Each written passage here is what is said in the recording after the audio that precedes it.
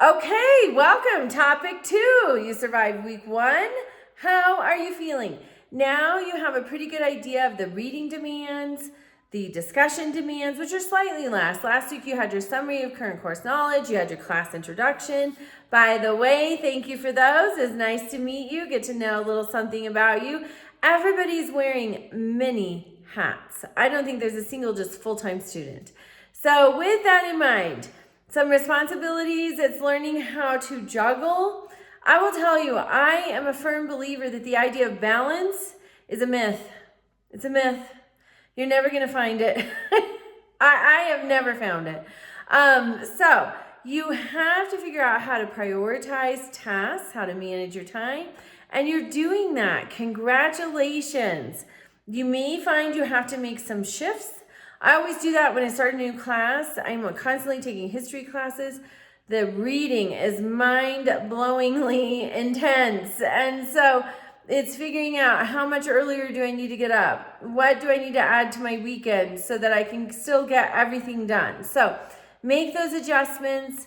I will tell you, my schedule never stays the same. I'm constantly adjusting to accommodate for the things that I need to get done, the things I want to get done. So bear that in mind. You'll get there. Just don't quit. That's the secret, is don't quit.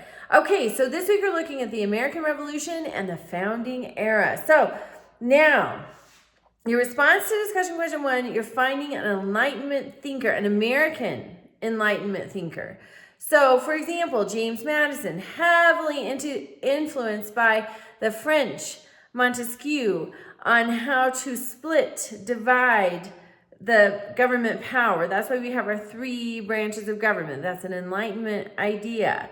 Thomas Jefferson really tapped into Enlightenment thinker John Locke with his natural rights theory in the Declaration of Independence.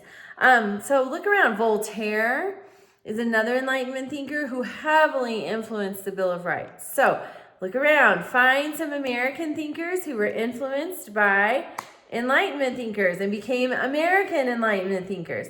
Then for discussion question 2, why did Great Britain lose the war? One of the reasons was, imagine fighting a war all the way across an ocean. There's no cell phone, there's no internet, there's nothing. You are blind. You send these instructions across an ocean, you don't know what happened with those. They have questions and needs coming back. They take weeks to get to headquarters. It's so disjointed, the system. It would be very hard just logistically. But even more than that, there are other reasons. So that's your response to this discussion question 2.